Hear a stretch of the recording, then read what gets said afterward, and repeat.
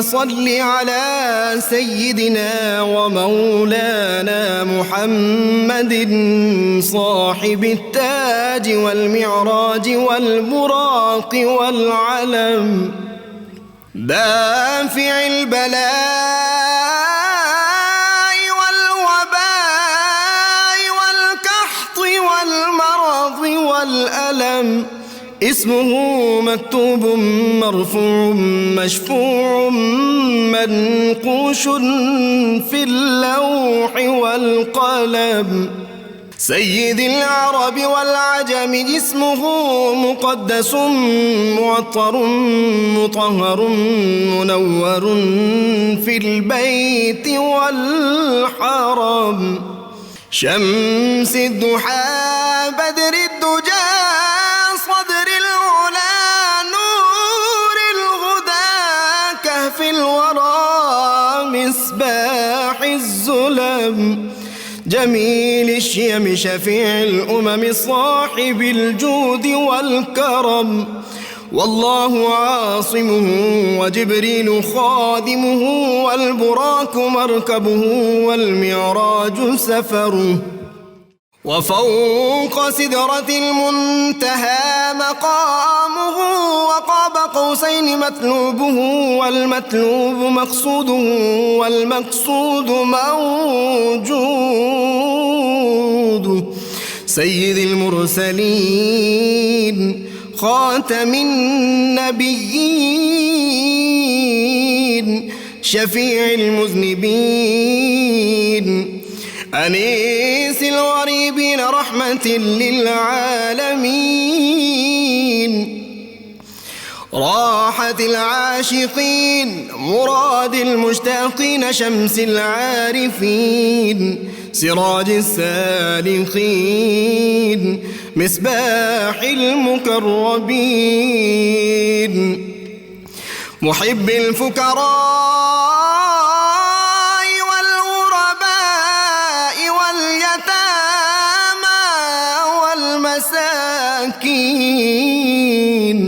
سيد الثقلين نبي الحرمين إمام القبلتين وسيلتنا في الدارين صاحب قاب قوسين محبوب رب المشرقين ورب المغربين جد الحسن والحسين مولانا ومولى الثقلين سيدنا أبي القاسم محمد بن عبد الله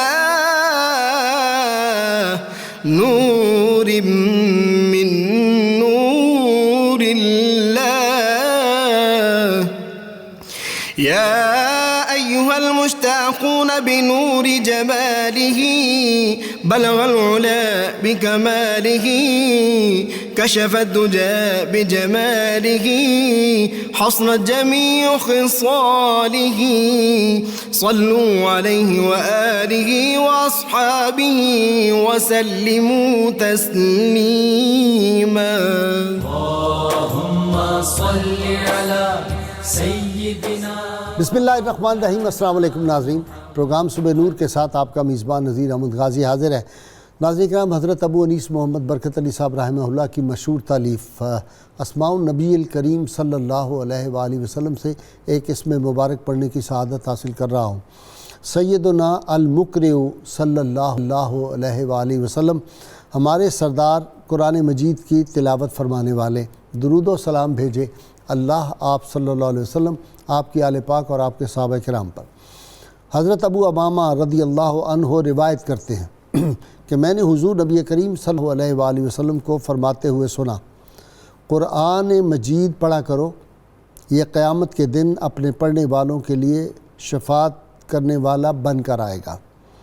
ام المومنین سیدہ عائشہ صدیقہ طیبہ طاہرہ رضی اللہ عنہا بیان فرماتی ہیں کہ حضور نبی کریم صلی اللہ علیہ وسلم نے ارشاد فرمایا، قرآن مجید کا ماہر معزز و محترم فرشتوں اور معظم و مکرم انبیاء علیہم السلام کے ساتھ ہوگا، اور وہ شخص جو قرآن پڑھتا ہو لیکن اس میں اٹکتا ہو اور قرآن مجید کا پڑھنا اس پر کند ذہنی یا موٹی زبان ہونے کی وجہ سے مشکل ہو، تو اس کے لیے دگنا اجر ہے۔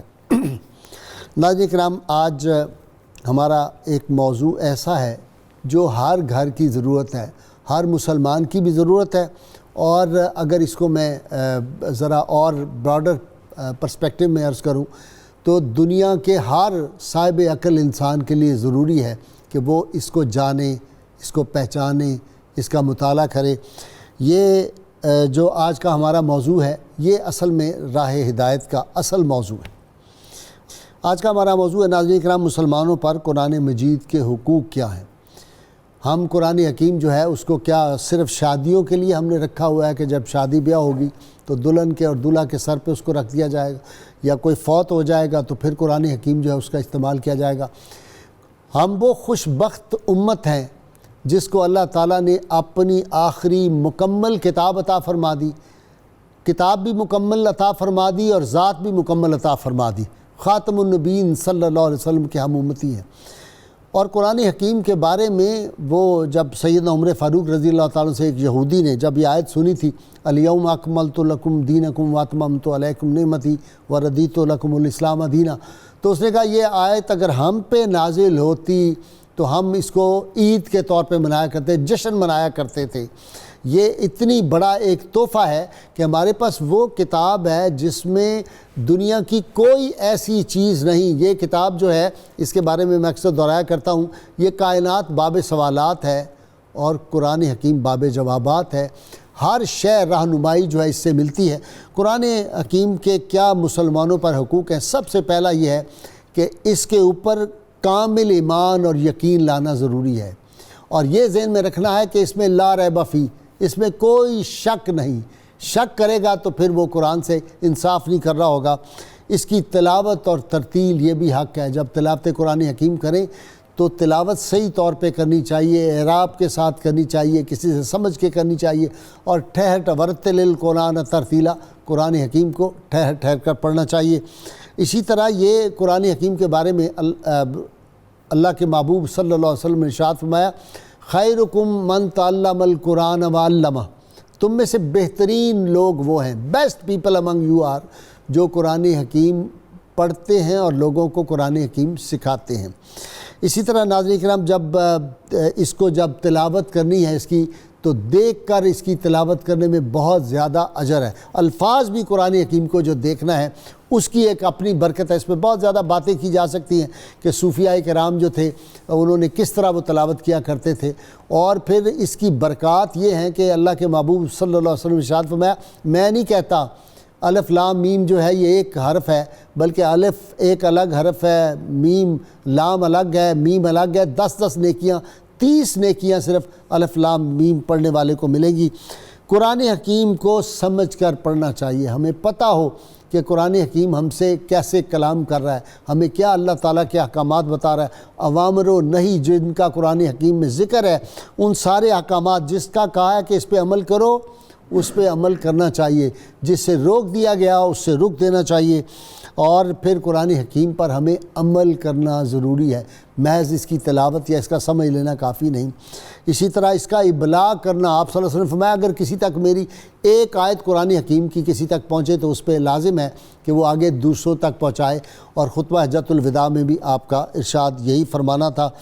اسی طرح جو اللہ کی یہ آخری کتاب ہے، اس کی تنفیذ جو صاحبان اقتدار ہیں ان کا فرض ہے قرآن حکیم کے احکامات جو ہیں ان کو وہ نافذ کریں، اور امر بالمعروف اور نہی عن المنکر کا فریضہ جو ہے وہ ان پہ بہت ضروری ہے۔ ناظرین کرام، علامہ اقبال نے بڑی خوبصورت بات فرمائی تھی، انہوں نے کہا، آج چونکہ میرے ساتھ ڈاکٹر طاہر امید تنولی بھی ہیں اس لیے اقبال زیادہ یاد آتے ہیں، تیرے ضمیر پر جب تک نہ ہو نزول کتاب، گرا کشا ہے نہ رازی نہ صاحب کشاف۔ اور پھر اقبال کہتے ہیں کہ جو قرآن حکیم سے ہمارا جو تعلق تھا وہ جب سے ہمارا کمزور ہوا ہے اس کی وجہ سے ہے، وہ معزز سے زمانے میں مسلمہ ہو کر اور تم خار ہوئے تارک قرآن ہو کر۔ ناظرین کرام، آج میں نے اس اہم موضوع پہ تینوں جو اپنے اسکالر بلائے ہیں جن کا قرآنیات پہ بڑا گہرا مطالعہ ہے، میرے پہلے مہمان ہیں، آپ سنتے رہتے ہیں ان کو میرے پروگرام میں، ڈاکٹر شبیر احمد جامی صاحب ہیں، کئی کتابوں کے آپ مصنف ہیں. ان کے ساتھ ماہر اقبالیات اور قرآنیات بھی ان کا خاص سبجیکٹ ہے. ڈاکٹر طاہر حمید تنولی کئی کتابوں کے یہ بھی ہیں مصنف. اور ان کے ساتھ صوفی اسکالر جناب علامہ ذوالفقار مصطفیٰ ہاشمی صاحب ہیں. آپ کا بھی گہرا قرآن حکیم کا مطالعہ ہے اور دروس قرآن ملک کے مختلف حصوں میں جا کے دیتے ہیں فی سبیل اللہ. ہاشمی صاحب بہت خدمت کر رہے ہیں دین کی، قرآنیات کی، جیلوں میں بھی جاتے ہیں، جا کے قیدیوں کو بھی پڑھاتے ہیں. بہت نیک شخصیت ہے. ابتدا کر رہا ہوں جی میں ڈاکٹر شبیر احمد جامی صاحب. جی جامی صاحب، قرآن حکیم کے حقوق کچھ میں نے اشارے کیے، تفصیل آپ نے بتانی. بسم اللہ الرحمن الرحیم. سب سے پہلے تو قرآن کے معنی کے بارے میں ذرا بات کر لیں. ٹھیک. قرآن مجید بنیادی طور پر 3 ارکان پر مشتمل ہے. ایک اس کے اندر ہیں حروف، دوسرے ہیں ان حروف کے معنی، تیسرے ہیں اس کے اندر وہ گہرے اسرار و رموز جن کا تعلق انوار الہیہ سے ہے. ٹھیک. تو ان تینوں کے اعتبار سے قرآن مجید کے کچھ نہ کچھ حقوق بنتے ہیں.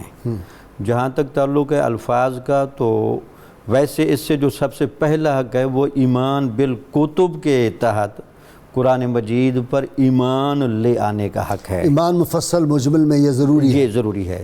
یہ اللہ تعالیٰ کی آخری کتاب ہے اور کامل و مکمل کتاب ہے. اس کے بعد اس کا حق آتا ہے حروف کے اعتبار سے. اس میں اس کا حق ہے حق تلاوت اور حق حفظ.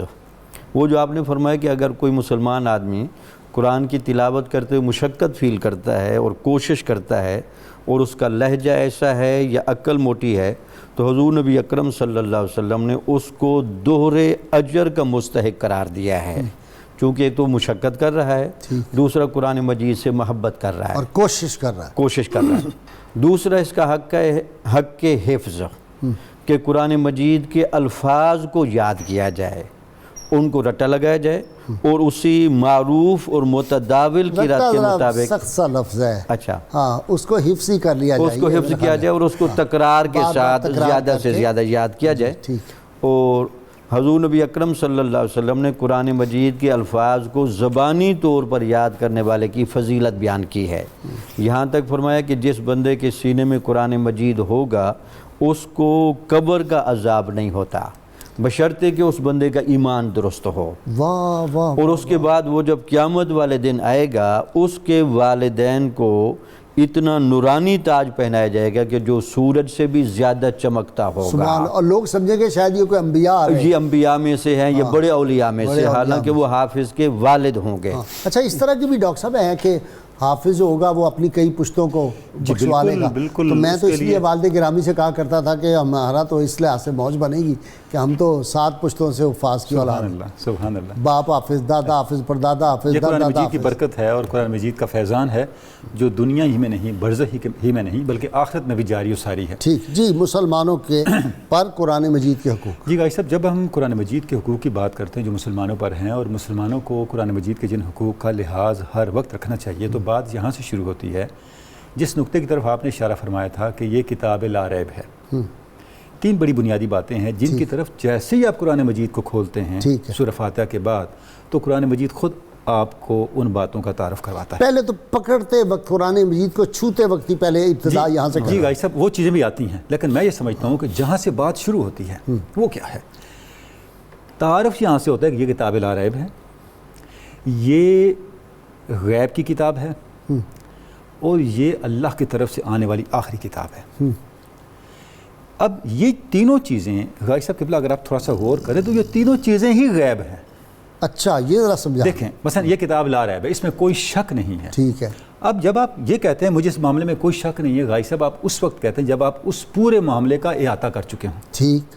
دیکھیں ہم تینوں آپ کے سامنے مہمان کے طور پہ بیٹھے ہیں، جس کے ساتھ آپ کی جتنی انٹریکشن ہے اتنا ہی اس کے بارے میں ایک یقینی اسٹیٹمنٹ دیں گے. جتنا زیادہ تعارف ہے، تعارف آپ کو ابھی اس کتاب کا ہوا نہیں ہے. کہتا ہوں کہ ڈاکٹر کی عادت شرارتوں کی ہے. ڈاکٹر تنولی بھائی صاحب آپ کو اس کا حق حاصل ہے. بہرحال میں یہ کرنا چاہ رہا ہوں کہ ابھی آپ کا اس کتاب سے تعارف ہی ہوا ہے، ابھی آپ نے اس کتاب کا کوئی ڈیٹیل یا حاصل نہیں کی اور آپ سے یہ تقاضا کیا جا رہا ہے کہ آپ مانیں گے یہ لا ریب ہے. واہ واہ واہ. اس کا مطلب یہ ہے کہ یہ معاملہ غیب سے متعلق ہے. سبحان اللہ. دوسری بات، یؤمنون بالغیب، اس کے اندر جو کچھ بیان ہوا ہے اور جو کچھ کائنات کے اندر رب ذوالجلال کی قدرتیں ہیں، اس کے جو وعدے تمہاری ہیں، سمجھ میں ہے نہیں سمجھ میں ہے، اچھا جو بھی وعدے تم نے ہیں، ایمان لانا ہے۔ وعدے ہیں جنت جہنم آخرت، جو وہ بھی غائب ہو گیا۔ واہ، اگلی بات کہ یہ اللہ سے کی طرف سے آنے والی آخری کتاب ہے، یؤمنون بما انزل الیک وما انزل من قبلک، اس کے بعد کسی کتاب نے نہیں آنا۔ یہ معاملہ بھی ایک لحاظ سے غیب کا ہو گیا۔ ان پہ بھی ہم ایمان لائے جو پہلے جن کتابوں کو نہ ہم نے دیکھا تھا، نہ ہمیں پتہ تھا، اور نہ آج اس حالت میں ہے وہ۔ اگلی بات ہے کہ آئندہ کسی نے نہیں آنا، یہ بھی تو غیب کا معاملہ ہے۔ ہاں، اب یہ تینوں غیب ہیں، مجھے یہ بتائیں۔ اچھا، اسی لیے اگر کوئی کہے کہ جی یہ قرآن مجھ پہ نازل ہو رہا ہے، مجھے وہی آتی ہے، تو کہتے ہیں یا پاگل ہے یا یہ کذاب ہے۔ غازی صاحب یہ کیوں کہتے ہیں؟ اب ہم اس نقطے کی طرف آ رہے ہیں۔ غازی صاحب مجھے یہ ارشاد فرمائیں کہ سارے معاملے آپ کے سامنے غیب کے رکھ دیے گئے ہوں اور ان کے بارے میں ایک بھی شہادت نہ ہو، اب اس غیب کو مانیں گے کیسے؟ کوئی تو شہادت ہونی چاہیے نا۔ ٹھیک ہے، وہ شہادت کیا ہے؟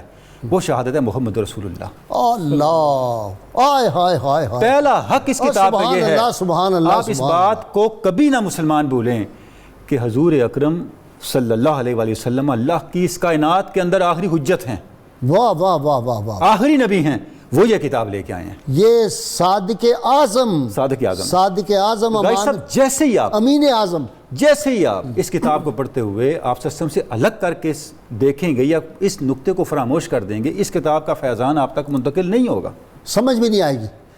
قرآن اور صاحب قرآن لازم و ملزوم ہے۔ یہ پہلی بات ہے۔ واہ واہ واہ، بہت اعلیٰ۔ جب آپ نے یہ بات غازی صاحب سبحان اپنے اللہ، من میں بسا لی، پھر اگلی باتیں شروع ہوتی ہیں کہ یہ کتاب آپ سے تقاضا کیا کرتی ہے، یعنی چھونے سے لے کے سمجھنے، عمل کرنے، اس کو اپنی زندگی میں نفوذ دینے اور پورے معاشرے میں نفاذ پذیر کرنے کے سارے معاملات غازی صاحب قبلہ، پھر اس کی ڈیٹیل۔ علامہ صاحب اس کو چھونا ہے پہلے۔ جی، بسم اللہ الرحمن الرحیم۔ چھونے کے حوالے سے تو قبلہ غازی صاحب اس میں قرآن حکیم فرقان مجید میں ہی آیت مقدسہ ہے، لا یمسہ الا المطہرون، اس کو اس وقت تک نہ چھوؤ جب تک کہ تم پاک نہ ہو جاؤ۔ اس حوالے سے تو ہم بہت زیادہ بے ادبی کے مرتکب ہو رہے ہیں، یہاں تک جو ہے فقہاء نے نقطہ لکھا ہے کہ اگر 100 اونٹ ہوں اور ان کی نکیل آپس میں جوڑی گئی ہوں اور آخری اونٹ پر اگر قرآن پاک رکھا ہوا ہو تو پھر بھی تم پہلے اونٹ کی بغیر وضو کے مہار بھی نہیں پکڑ سکتے۔ اللہ، اتنی زیادہ احتیاط کا حکم فرمایا گیا ہے۔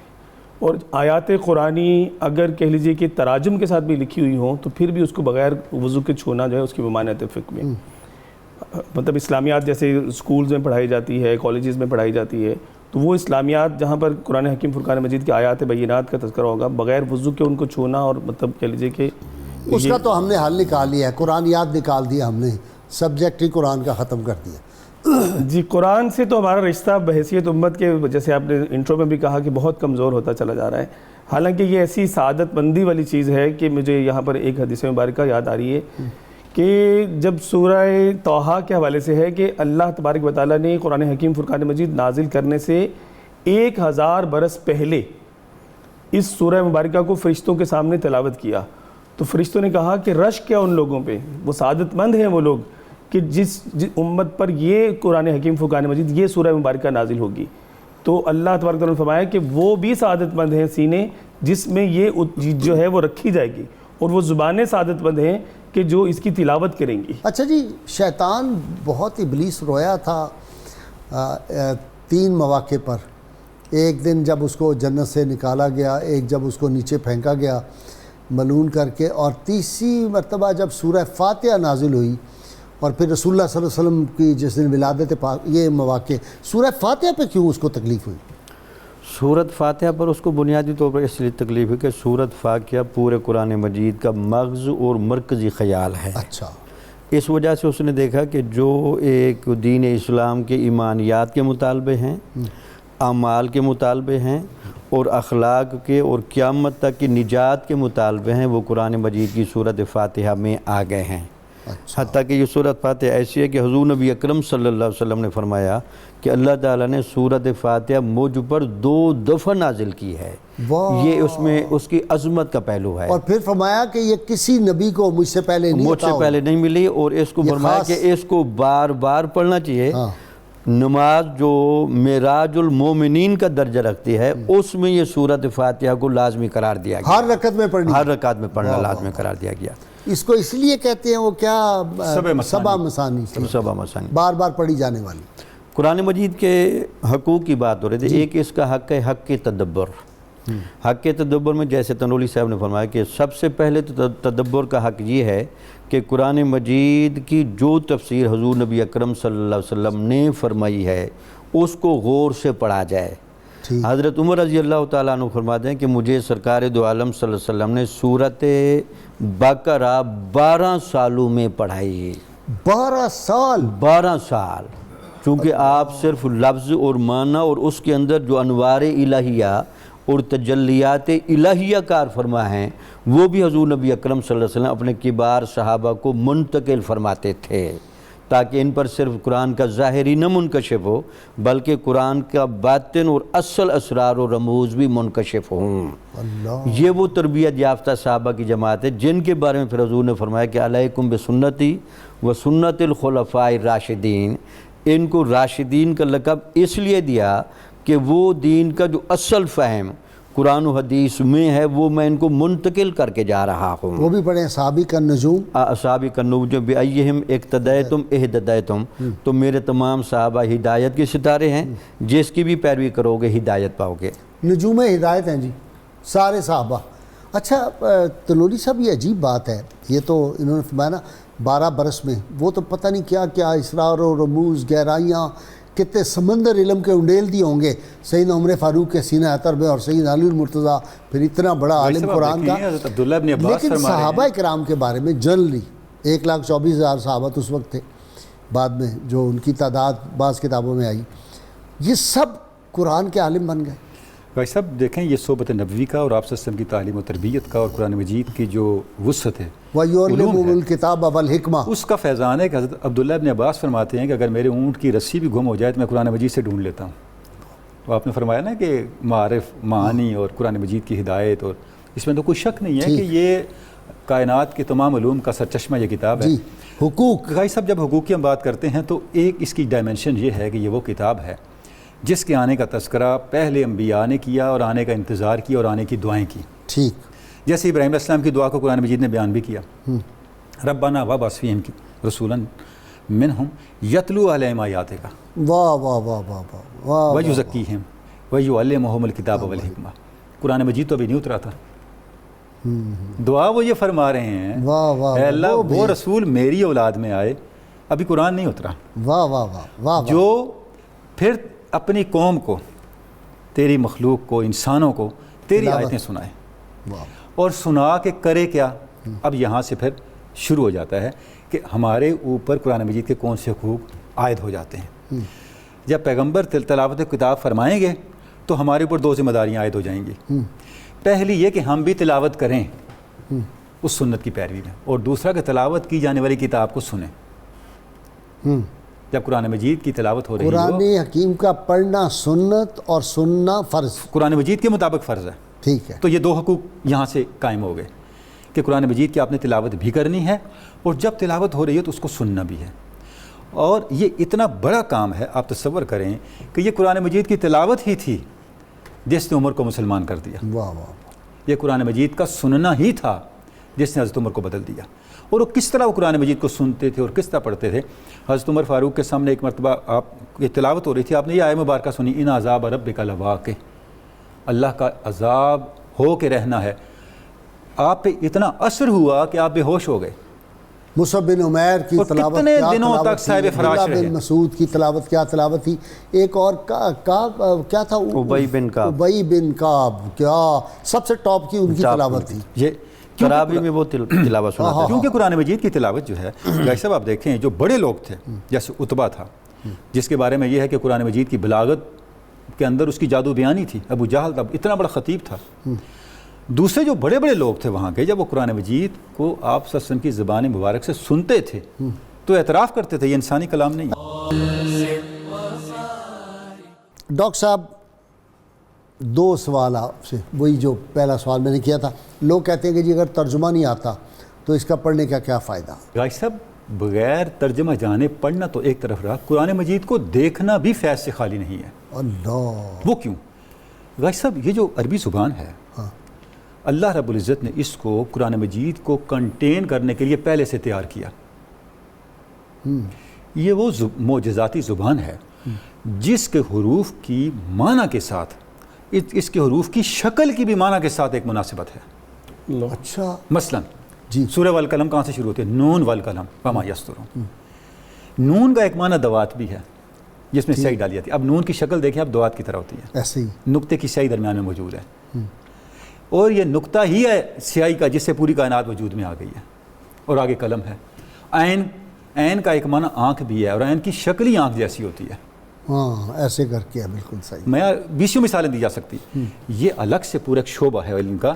قرآن مجید کو جب آپ دیکھتے ہیں, دیکھنا خود ایک نور منتقل کرتا ہے آپ کی طرف. سبحان. اگلی بات جس طرف آپ نے اشارہ کیا, آپ نے کچھ مثالیں دے دی, لوگ کہیں گے یہ پہلے زمانے کی مثالیں ہیں. میں اس زمانے کی ایک مثال آپ کو پیش کرتا ہوں. ڈاکٹر حمید اللہ بہت بڑا نام ہے, جی کیا بات, بڑی ان کی زندگی فرانس میں گزری. میں تو ملا آپ کی ان سے, بھی زیارت کی آپ نے, کیا آپ ان سے ملے بھی ہیں. ان کا معمول یہ تھا کہ روزانہ ان کے پاس 2 3 4 5 غیر مسلم آتے اور مسلمان ہوتے. ٹھیک. جب کوئی شخص مسلمان ہوتا تو اس سے پوچھتے آپ کیا کرتے ہو, آپ کو شعبہ کیا اور کس بات سے متاثر ہو کے مسلمان ہوئے. ایک مرتبہ ایک شخص ان کے پاس آیا اور اس نے اسلام قبول کیا. آپ نے فرمایا تم مسلمان کیا کرتے ہو؟ اس نے کہا جی میں فرانس کا بہت بڑا میوزیشین ہوں.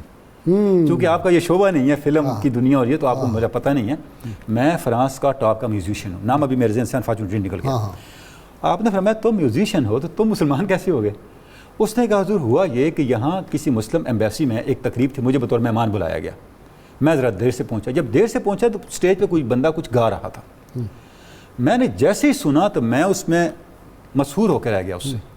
میں نے اپنے ساتھ بیٹھے بندے سے پوچھا یہ کیا گانا ہے اور کیا گا رہا ہے؟ اس نے کہا خاموش. جب میں نے تیسری مرتبہ پوچھا, اس نے کہا اگر تم نے یہ بات دوبارہ کی تو یہ اٹھ کے لوگ تمہیں ماریں گے. یہ گا کوئی نہیں رہا, یہ قاری قرآن ہے اور قرآن مجید پڑھ رہا ہے. کہتا ہے جب میں نے اس کو غور سے سنا تو میں نے کہا یہ انسانی کلام نہیں ہے. واہ واہ, ما ھذا کلام البشر. یہ جس لے اور جس لہجے میں اور جو اس کی کمپوزیشن ہے, جو اس کی فونیٹکس کی ترتیب ہے, یہ انسان کے بس میں نہیں ہے.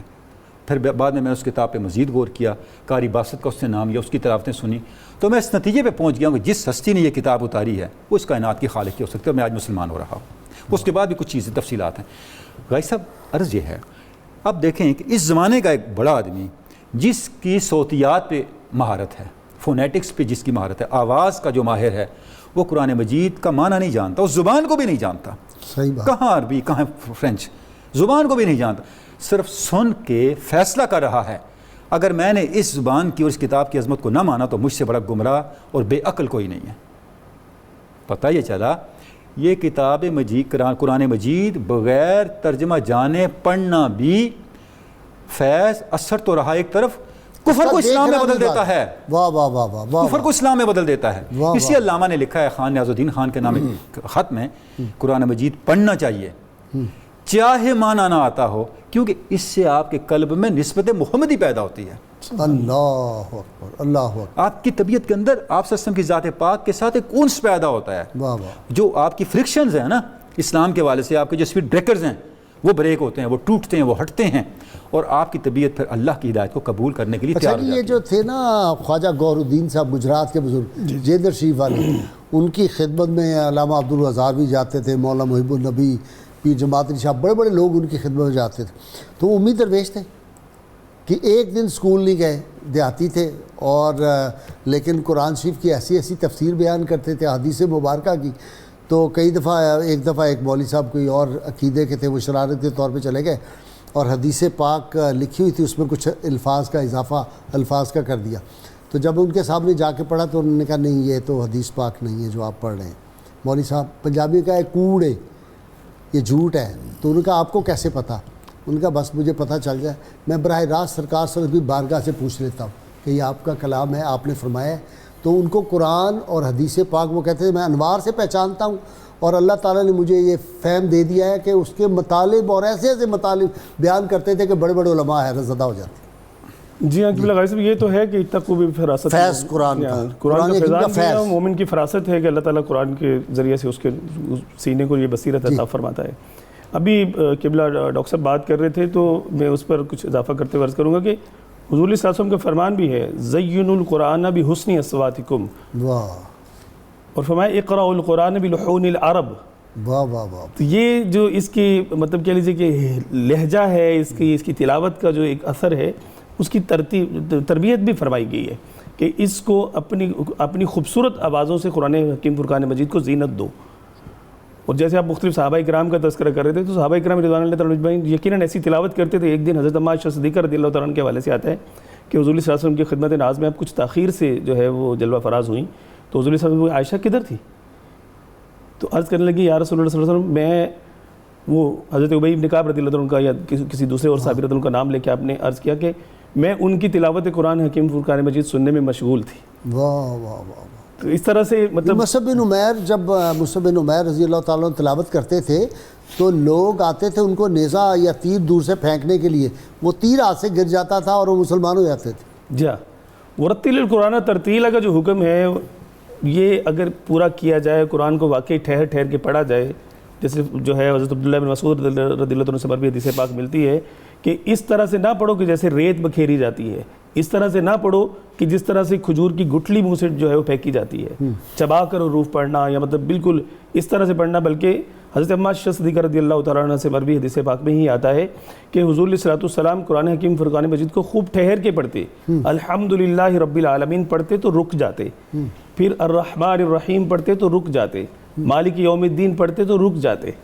اس طرح سے اگر ٹھہر ٹھہر کے اس کو صحیح عربی لب و لہجے کے ساتھ پڑھا جائے تو یقیناً یہ قرآن حکیم فرقان مجید آج بھی ہمارے دلوں کی دنیا کو جو ہے وہ بدل سکتا ہے. ہمارے دلوں میں حضور صلی اللہ علیہ وسلم کا فرمان ہے کہ بے شک دلوں کو بھی زنگ لگ جاتا ہے, اور دلوں کا زنگ جو ہے وہ موت کو یاد کرنے اور کثرت تلاوت قرآن حکیم فرقان مجید کرنے سے دور ہوتا ہے. وہ جو غازی سے بنیادی طور بات چل رہی تھی نا قرآن کے حقوق کے حوالے سے, ایک اس کا حق یہ ہے کہ بندہ قرآن مجید کو وہ سطح دے کہ قرآن مجید کے انوار و تجلیات اس کے دل پر نازل ہوں, جس کی جب آپ نے علامہ اقبال کے شعر کا بھی اشارہ ہوا کہ جب تک نہ ہو تیرے دل پر نزول کتاب, گرا کشا نہیں نہ صاحب راضی نہ کشاف. وہ یہی تھا کہ ایک مسلمان کو تقوی اور طہارت کی اس سطح پر آنا چاہیے کہ قرآن کے انوار اس پر نازل ہوں. یہاں ایک واقعہ سنو ابن عربی رحمۃ اللہ علیہ کا, جی ارشاد. ذالک الکتاب لا ریب فیہ ھدی للمتقین. اس آیت پر آپ نے علماء کو بٹھا کر پوچھا کہ ذالک الکتاب لا ریب فیہ کا کیا معنی ہے؟ تو سب نے کہا جی اس کا معنی یہ کہ قرآن کے منزل من اللہ ہونے میں کوئی شک نہیں. تو آپ نے فرمایا یہ بات تو کافروں کو بھی پتہ چل گئی تھی کہ جب قرآن نے چیلنج کیا اور حضور نبی اکرم صلی اللہ علیہ وسلم کے مقابلے میں کہا جی بنا کر لے آئیں, تو اس کا مطلب یہ کہ آپ بھی یہی کہتے ہیں کہ قرآن کے صرف منزل من اللہ ہونے میں شک نہیں. اس کا اصل معنی یہ کہ قرآن کی اصل گہرائی تک پہنچنے میں مومن بندے کو شک نہیں رہتا, وہ اس کی گہرائی تک چلا جاتا ہے اور اس کو قرآن اپنی حقیقت بتاتا ہے. تو انہوں نے کہا جناب ہم علمی محنت تو بڑی کرتے ہیں, علماء کی صحبت میں بھی بیٹھتے ہیں, لیکن قرآن کی حقیقت تو نہیں کھلتی. تو ابن عربی نے کہا یہ حقیقت کھلے گی ھدی للمتقین سے. یہ بات آپ کو تقوی اور طہارت جب آپ کا کامل ہوگا, قرآن کے اندر کے تمام رموز اور انوار الہیہ کی کیفیت تم پر منکشف ہو جائیں گی. جن اولیاء کا آپ نے تذکرہ کیا کہ عبدالعزیز دباغ رحمۃ اللہ علیہ یا توکل شاہ صاحب, یہ بنیادی وجہ یہ تھی کہ یہ اولیاء جب قرآن کی طرف بڑھتے ہیں تو چونکہ یہ محنت, مجاہدہ, زہد, ذکر اور عبادت کے ان تمام عوامل پر عمل کر کے وہ درجہ دے دیتے ہیں کہ قرآن کے انوار حضور نبی اکرم صلی اللہ علیہ وسلم کے سینہ انوار سے نکل کر ان کی طرف آئیں. واہ واہ واہ. قرآن بنیادی طور پر حضور نبی اکرم صلی اللہ علیہ وسلم کے صدر مبارک پر اترا تو عام امت کو تو لفظ اور معنی کا فیض ملتا ہے, لیکن ولی کو لفظ اور معنی کا فیض انوار الہیہ کی وہ برداشت کر سکے وہ حضور نبی اکرم صلی اللہ علیہ وسلم کے سینہ مبارک سے بھی اس کی طرف آتی ہیں. ٹھیک. اچھا جی ڈاکٹر صاحب, قرآن زندہ کتاب ہے بعض لوگ کہتے ہیں, یہ بھی مسلمانوں پہ ایک حق ہی ہے کہ اس کو زندہ, وہ اس سے کیا مراد ہے؟ جی غازی صاحب, زندہ کتاب کا اگر بڑا سادہ الفاظ میں لیونگ بک, لیونگ بک, اس کا غازی صاحب کے بلا مطلب یہ دنیا کی ہر کتاب قرآن مجید کے علاوہ جو انسانوں نے لکھی ہے وہ علم کا سرچشمہ نہیں ہوتی, وہ علم کی قبر ہوتی ہے. ٹھیک. وجہ کیا ہے کہ مصنف نے کتاب لکھی, اس وقت تک جتنی معلومات تھی اس میں جمع کر دی, بس اس وقت تک کی معلومات کی وہ قبر ہے. قرآن مجید علم کا سرچشمہ ہے, یہ مستقبل کو بھی کھولتا ہے. ٹھیک. یہ زمانوں کی قید سے ماورا ہے. واہ واہ واہ واہ. اس لیے یہ زندہ کتاب ہے کہ یہ انسانی عقل کے ماتحت کبھی نہیں ہوگی. واہ. انسانی عقل ہمیشہ اس کے ماتحت رہے گی. اسی لیے جتنے ریسرچ کرتے جا رہے ہیں وہ کہتے ہیں سائنس نے آج یہ بات دریافت کی ہے 14 اب میں اس طرف آنا چاہوں گا. یہ غازی صاحب یہ قرآن مجید کا حق ہے. وہ جو ہم نے آیہ مبارکہ پڑھی نا منصب نبوت کے حوالے سے, اس آیہ مبارکہ کو, اس مضمون کو قرآن مجید نے 4 مقامات پہ بیان کیا. سورہ بقرہ میں 2 جگہ, سورہ آل عمران میں, اور پھر سورہ جمعہ میں. ایک جگہ یہ بیان کیا کہ میرے رسول وہ ہیں جو تم پہ ہماری کتاب پڑھتے ہیں, تلاوت کرتے ہیں, تمہارا تزکیہ کرتے ہیں, تمہیں کتاب و حکمت سکھاتے ہیں. وَيُعَلِّمُكُم مَّا لَمْ تَكُونُوا تَعْلَمُونَ, تمہیں وہ سکھاتے ہیں جو تم نہیں جانتے. اب غازی صاحب کمال کی بات یہ ہے, یہاں یہ نہیں ارشاد ہوا میرے رسول, بڑی قابل غور بات ہے, میرے رسول تمہیں وہ سکھاتے ہیں جو تم جانتے ہو. یہ نہیں کہا جو تم جانتے ہو میرے رسول نے سکھایا ہے, یہ کہا جو تم نہیں جانتے وہ سکھاتے ہیں. واہ واہ واہ. وجہ یہ غازی صاحب جہالت علم سے ہمیشہ زیادہ ہوتی ہے. جہالت علم سے زیادہ ہوگا کہ زیادہ ہوتی ہے. اس کی وجہ یہ ہے غازی صاحب, جہالت علم سے زیادہ ہوتی ہے. مخلوق کی جہالت ان کے علم سے زیادہ ہوتی ہے ہمیشہ. اچھا میں عرض کرتا ہوں غازی صاحب, اب میں آپ کے سامنے بیٹھا ہوں, میرے بارے میں جتنا آپ کو علم ہے وہ میرے بارے میں آپ کی لا علمی سے کم ہے. آپ کو میرے خاندان کا نہیں پتہ, میرے مستقبل کا نہیں پتہ, میرے دل کے خیالات کا نہیں پتہ, میری بہت ساری چیزوں کا نہیں پتہ. دل کے خیالات کا تو مجھے پتہ ہے. چلیں یہ تھوڑا سا یہ بھی اضافہ کر لیں, پھر بھی بہت سی باتیں رہ جاتی ہیں. اب قرآن مجید نے یہ بتایا جتنی تمہاری جہالت کم ہوتی جائے گی یہ میرے رسول کی وجہ سے ہے. اب غازی صاحب اس سے حق کون سا قائم ہوا؟ حق یہ قائم ہوا اہل ایمان کو یہ چاہیے اپنے تمام جاننے کی استعداد کو قرآن کے تابع کر لیں. واہ واہ واہ واہ واہ. اپنی زندگی کے قرآن. غازی صاحب میری بات مکمل نہیں. غازی صاحب اپنی زندگی کے ہر ڈائمنشن کو, اپنی زندگی کے ہر رویے کو قرآن کے تابع کر لیں. اس کا اثر کیا ہوگا غازی صاحب؟ ہم تہذیبی طور پہ محفوظ ہو جائیں گے. میں ایک مثال آپ کو دیتا ہوں, آپ بھی اس کے گواہ ہیں, میں بھی, نئی نسل کو اس بات کا نہیں پتہ. ہمارے بڑے جب طبیب کے پاس جاتے تھے, ہم بھی جاتے ہیں, اب تو دنیا بدل گئی, وہ طبیب نسخہ لکھتے تھے, اوپر کیا لکھتے تھے؟ وہ شافی. یہ قرآن مجید ہے. وَإِذَا مَرِضْتُ فَهُوَ يَشْفِينِ, میں بیمار میں ہوتا ہوں, شفا خدا دیتا ہے. اب ڈاکٹر کے پاس جائیں, وہ کیا لکھتا ہے؟ کبھی آپ نے غور کیا؟ ریفرنس. وہ ریفرنس نہیں ہے حضور, وہ آر لکھتا ہے. آر جو گریک مائتھالوجی ہے اس میں جو صحت کا دیوتا ہے اس کا نام آر سے شروع ہوتا ہے. استغفر اللہ. وہ آر لکھ کے کراس کر کے, جو اس روایت میں یہ اسٹیبلش تھا کہ صحت ادھر سے آتی ہے, ہم کوشش کر رہے ہیں. اور اس کو راہ کہتے ہیں, راہ سورج دیوتا کو بھی کہتے ہیں, جس کے ساتھ صحت, تندرستی, یہ ساری چیزیں منسلک ہیں, اور راہ آر سے شروع ہوتا ہے. میں نے ایک مثال آپ کو دی. جب آپ اس آیہ مبارکہ کو سمجھ لیں گے کہ جتنی ہم تہذیبی ترقی کر رہے ہیں, جتنا ہم آگے بڑھ رہے ہیں, غازی صاحب ہم اکثر کہتے ہیں نا کہ معراج سے پہلے تو لوہا نہیں اڑا, معراج سے پہلے انسان گریوٹی سے نہیں نکلا, معراج کے بعد انسان کشش شکل کی قید سے آزاد ہوئے. تاریخ اٹھا کے دیکھ لیں. ٹھیک ٹھیک. ہماری ساری ڈیولپمنٹ ہو رہی ہے, یہ ہونی چاہیے قرآن مجید کے شعور کے تحت. دنیا کی کوئی قوم آپ کو مستخر نہیں کر سکتی. غازی صاحب یہی وجہ ہے, ساری دنیا جانتی ہے مسلمانوں کو معاشی طور پہ کمزور کرنے سے, سیاسی طور پہ ان کو ہم زیر نہیں کر سکتے. زیر تب کریں گے جب ان سے یہ روح نکالیں گے. وہ فاقہ کش کے موت سے ڈرتا نہیں, رسول اللہ سے, قرآن سے اور صاحب قرآن سے ان کو دور کریں گے. اس لیے علامہ نے خطبہ الاباد کا اینڈ کس بات پہ کیا؟ سورہ مائدہ کی آیہ مبارکہ پہ, مسلمانوں تمہارے لیے میرا صرف ایک پیغام ہے. غازی صاحب کیا مایوسی کا زمانہ تھا, 1930 آپ اٹھا کے دیکھیں. صحیح. تصور نہیں کیا جا سکتا, ایک بڑا لیڈر بھی ہندوستان میں نہیں تھا. علامہ کہتے ہیں علیکم انفسکم لا یضرکم من ضل اذ اہتدیتم. قرآن کا یہ پیغام, اور یہی میرا پیغام ہے, مسلمانوں اپنے آپ کو قرآن کے مطابق کر لو. ساری دنیا اکٹھی ہو جائے, لا یضرکم, تمہیں کچھ نہیں کہہ سکتی. تھوڑا سا عمل کیا مسلمانوں نے, اپنا ملک بنا لیا. غازی صاحب ہم نے قرآن مجید کے بھی ہم پیچھے پڑے ہوئے ہیں. غازی صاحب ہم نے قرآن مجید کے مزاج کے تابع کرنا ہے, اپنے مزاج اور اپنی قوم اور اپنے شعور اور اپنے جتنا طرز حیات ہے اس کو. جب صبح کے ٹائم بندہ پڑھتا ہے قرآن, سبحان اللہ, بالکل طبیعت بحال ہو جاتی ہے, ساری تھکن دور ہو جاتی ہے. بالکل ایسی طبیعتوں میں بھی وہ رعنائیاں اور شگفتگیاں پیدا ہو جاتی ہیں جو قرآن پاک کی آیات کے اندر جو ہے وہ مضمر ہیں. قبلہ غازی صاحب, چونکہ حقوق کے قرآن کے حوالے سے بات ہو رہی ہے تو ایک بڑی اہم بات میں آج کے پروگرام کی وساطت سے کرنا چاہوں گا.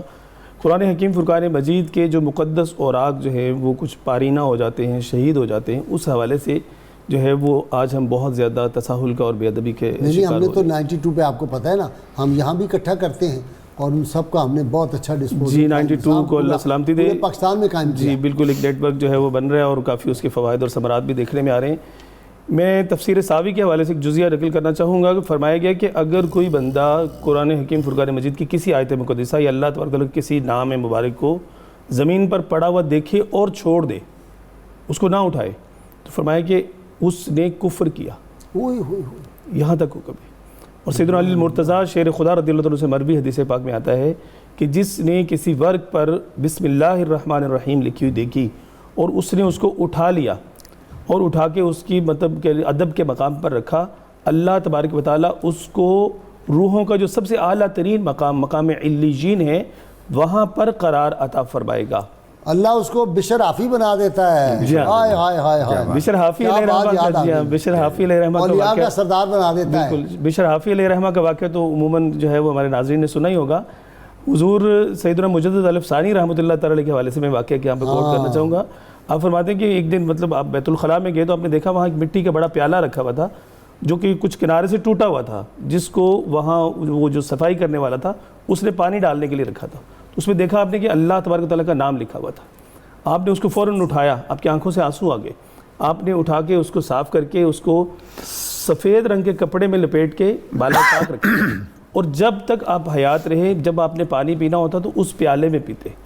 آپ کو الہام ہوا کہ اے جو مجدد الف ثانی, ہم نے تمہیں اس کے ذریعہ سے دنیا میں تمہارے نام کو دوام عطا فرما دیا, اور آپ فرماتے ہیں کہ مجھے وہ 100 سالہ ریاضتوں سے مقام نہ ملتا جو اللہ تبارک و تعالیٰ نے مجھے اس پیالے کا ادب کرنے کی وجہ سے عطا فرما دیا. میں تو جی آپ آتے رہے میرے دفتر میں سورہ یاسین وہ جس پہ لکھی ہوئی پوری, میں یاد ہے نا آپ کو, وہ لوگ بڑے حیران ہوتے تھے کہ غازی صاحب اس زمانے میں اس میں پیالے میں یہ پانی پی رہے ہیں دفتر میں بیٹھ, میں اسی میں پانی پیتا تھا. جی اس کی برکات, ان کی برکات جو ہے اس کا کوئی مقابلہ کر سکتا ہے؟ یہ تو لوگوں کو پتہ ہی نہیں. اچھا پتہ ان کو لگتا ہے جب کسی کو کینسر ہو جاتا ہے نا پھر بڑا اس طرف دوڑتے ہیں, بڑے بڑی میں نے گردنیں فرعونوں کی ٹوٹی جی وہ اس وقت بھی ہوتا ہے کوئی ہے دم کرنے والا کوئی بندہ ڈھونڈ, اس وقت بھی بالکل اس وقت آتے ہیں کہ جب سارے راستے بند کر لیتے ہیں, کہتے ہیں جی بس وہ بڑا علاج کروایا جی اسپیشلسٹ کے پاس بھی گئے, فلاں ہسپتال میں بھی گئے, اب سوچا ہے کہ چلو یہ بھی کر کے دیکھ لیتے ہیں. حالانکہ یہ سب سے پہلے ہونا چاہیے تھا. وَنُنَزِّلُ مِنَ الْقُرْآنِ مَا هُوَ شِفَاءٌ لِلنَّاسِ کا مجدہ تو قرآن نے خود سنایا ہے کہ یہ قرآن تو ہے ہی شفا. سورہ فاتحہ کی آج بات ہو رہی تھی, سورہ فاتحہ کی تخصیص سے حکم فرمایا کہ یہ سورہ شفا ہے. مطلب ایک بڑا آسان سا جزیہ سوشل میڈیا پہ مجھے پچھلے دنوں پڑھنے کو ملا کہ جب پانی تم گلاس لگاتے ہو ڈسپینسر کے نیچے, صرف اتنی دیر میں جتنی دفعہ سورہ فاتحہ پڑھی جاتی ہے وہ پڑھ لو اور اسی پانی پہ پھونک کے پی لو, اللہ تعالیٰ سارے امراض جو ہے وہ تم سے دور فرما. جی وہ تو اس پہ ریسرچ ہوئی تھی ہالینڈ میں کہ انہوں نے پانی رکھا, ایک پہ سورہ فاتحہ پڑھی ایک پہ نہیں پڑھی, تو اس کے سارے جو تھے انگریڈینٹس اور کیمیکل سارے اس کے چینج ہو گئے. سورہ فاتحہ کی برکت تو قرآن حکیم کے تو ہر لفظ کی اپنی تاثیر ہے, برکت. یہ تو اس کا کوئی ڈاکٹر ہو اس قرآن حکیم کے الفاظ کی تاثیر کا بھی, تو وہ میں نے ایک دیکھا میرے والد صاحب کے ایک دوست تھے اور شاگرد بھی تھے ان کے, بیرسٹر عبدالرؤوف نکلسن روڈ پہ رہتے تھے, ان کے پاس وقت کے بادشاہ بھی آتے تھے, وہ قرآن کے حروف کی تاثیر کو جانتے تھے. وہ کہتے تھے دنیا میں کوئی کام آپ بتائیں میں قرآن حکیم کا لفظ بتاتا ہوں, جا کے پڑھو اس کے نتائج ہو جائیں گے. تو مجھے بڑی اچھی طرح یاد ہے کہ والد صاحب لے گئے, ایک ان کا والد صاحب کا عزیز تھا, اس کی کوئی ٹرانسفر ہو گئی تھی, تو انہوں نے کہا جی یہ میاں جی نے ان سے ہنسی میں کہا کہ یہ ٹرانسفر رک سکتی ہے؟ انہوں نے کہا جی رک سکتی ہے. انہوں نے اسی وقت قرآن حکیم کے ایک آیت کہا کہ جس کی ٹرانسفر ہوئی اس کو کہا یہ پڑھے اتنی دفعہ, پڑھا تو شام تک آرڈر واپس ہو گئے. وہ کہتے تھے کہ یہ بھی ایک سبجیکٹ ہے, جیسے آپ کہہ رہے تھے نا قرآن حکیم کے الفاظ کے اندر جو تاثیر اور رنگ ہے اس کے اندر, کوئی شک نہیں ہے. واہ واہ واہ, صبغۃ اللہ, یہ رنگ اس کے اندر وہی سمجھے گا نا جس کو یہ نظر حاصل ہے, وہی نظر حاصل. اور صبغۃ اللہ کی جو بات کی ایک واقعہ سنیں, امام جعفر صادق رحمۃ اللہ علیہ کا. امام جعفر صادق رحمۃ اللہ علیہ قرآن مجید کی بڑی کثرت کے ساتھ تلاوت کرتے تھے, حتیٰ کہ بعض اوقات آپ تلاوت کرتے کرتے بے ہوش ہو جاتے تھے. تو آپ کے مریدین اور معتقدین نے آپ سے پوچھا کہ حضور اس کی کیا وجہ ہے, تو آپ نے فرمایا کہ میں بعض اوقات قرآن مجید کو صاحب قرآن سے خود سنتا ہوں. اللہ, یعنی کئی مرتبہ میں نے دیکھا کہ میرے سامنے حضور نبی اکرم صلی اللہ علیہ وسلم تلاوت کر رہے ہیں, اور کئی دفعہ مجھ پر ایسے ہوا کہ اللہ تعالیٰ میرے سامنے کلام کر رہا ہے. ہائے ہائے ہائے، کوئی اولیاء کی تو یہ بھی اعلیٰ بہت شکریہ کیفیتیں ہوئیں۔ ڈاکٹر جامی آپ کا بھی، ڈاکٹر تنولی آپ کا بھی شکریہ، ہاشمی صاحب آپ کا۔ ناظرین کرام، کتاب الشفا سے نسخے کا وقت ہو گیا۔ تنگ دستی کے خاتمے کے لیے نسخہ ہے۔ جس گھر میں سورہ بقرہ کے پہلے اور آخری رکوع کی تلاوت کی جاتی ہے وہ گھر کبھی بھی فقر و فاقہ اور تنگ دستی میں مبتلا نہیں ہوتا۔ شرط یہ اول و آخر کم از کم 11 مرتبہ کوئی بھی درود پاک جو آپ کو آتا ہو وہ ضرور تلاوت کریں۔ سیدنا عمر فاروق رضی اللہ عنہ، فاروق اعظم، ارشاد فرماتے ہیں قرآن مجید کی تعلیمات کو سمجھو کیونکہ یہ علم کا سرچشمہ اور دلوں کی بہار ہے۔